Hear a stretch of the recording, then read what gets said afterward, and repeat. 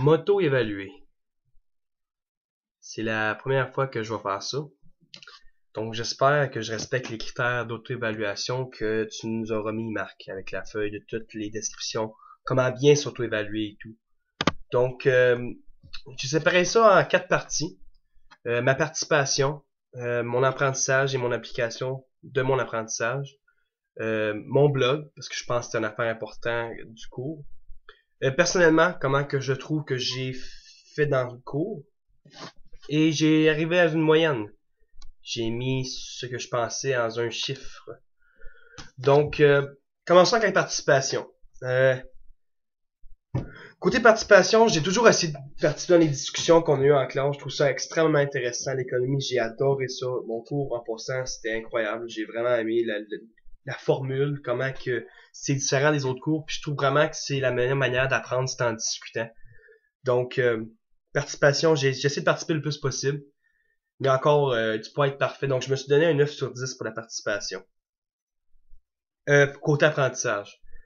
C'est incroyable le nombre d'informations puis de révélations dans le fond que j'ai appris dans le cours parce que j'ai réalisé qu'on peut pas vraiment faire confiance aux autorités qui nous gouvernent en ce moment, que notre système est extrêmement corrompu. Je pense que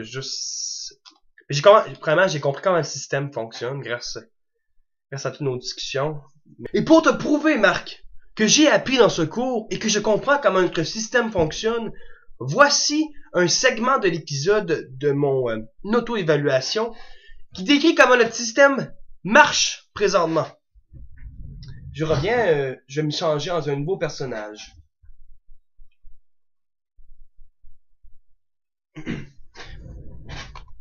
Hola, c'est Seigneur. Je suis Dénick avec une moustache. C'est un nouveau personnage que je viens de créer. Donc, le but ultime de l'économie est de maximiser le bien-être de sa population.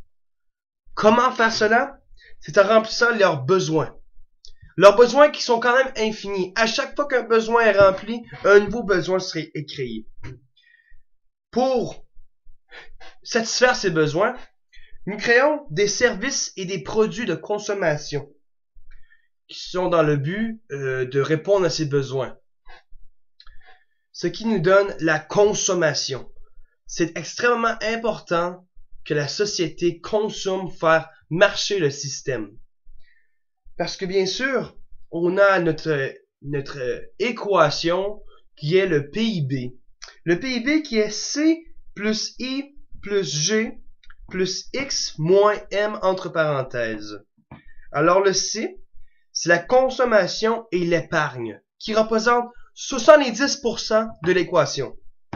I, c'est les entreprises. Donc la consommation plus les entreprises plus l'État, donc les achats et le gain de l'État, plus l'exportation moins l'importation.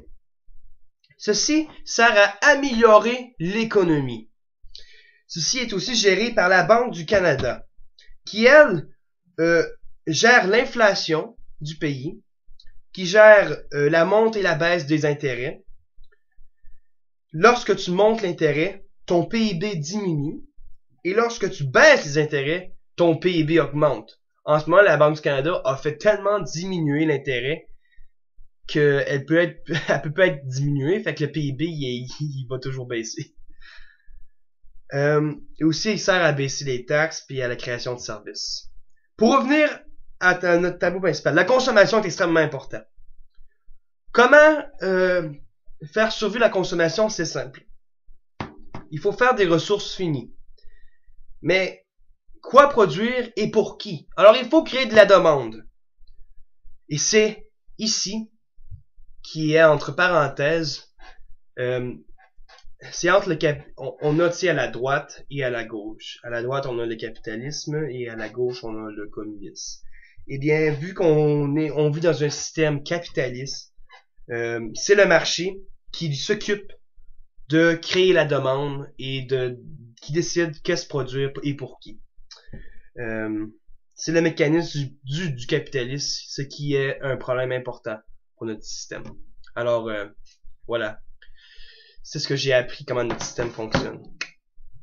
Mais j'ai aussi réalisé comment que notre système est corrompu et que ça doit changer au plus vite. Et j'essaie d'appliquer à cette heure être plus intelligent côté consommation, mais je réalise comment c'est extrêmement difficile. Mais c'est le cours que j'ai appris le plus ce semestre. Le monde, j'ai ça quand le monde ils me disent mais on dirait que vous faites rien dans la classe, quand dans le fond on fait. Je trouve qu'on a tellement fait. À chaque fin de cours, j'arrivais chez nous puis il fallait que je prenne une petite pause parce que j'avais trop d'informations, puis j'étais déprimé tellement qu'on apprenait des choses dans le cours. Donc je pense que pour l'apprentissage, je suis prêt à me donner encore un 9 sur 10 parce que c'est incroyable tout ce que j'ai appris dans le cours. Mon blog. Mon blog, honnêtement, c'est la première fois que je faisais un blog. Je savais pas vraiment à quoi m'attendre. Mon premier blog, je me suis vraiment creusé la tête intense. Puis j'ai réalisé que essayer de garder le plus simple possible parce que j'étais pas trop sûr avec le blog. Mais j'ai appris à aimer ça. J'ai appris... premièrement, ça m'a fait faire la recherche. J'avais une opinion à donner. J'aimais ça les commentaires. Mais côté commentaires, j'aurais pu donner plus de commentaires sur les autres blogs. J'aurais dû regarder plus de blogs, mais j'ai pas regardé tous les blogs intensément comme certaines personnes l'ont fait. Donc, pour les blogs, je me suis donné un 7 sur 10 parce que je crois que j'ai pas donné la plus grande effort que j'aurais pu donner pour les blogs. Donc, 7 sur 10 pour moi, c'est la note pour mon blog que je donnerais. Côté personnel, ce que je pense personnellement, qu'est-ce que j'ai appris dans ce cours-là, j'ai adoré le cours. Puis j'ai tellement hâte de commencer microéconomie parce que souvent dans mon blog j'apportais des points, des problèmes et tout, mais je suggérais jamais des solutions.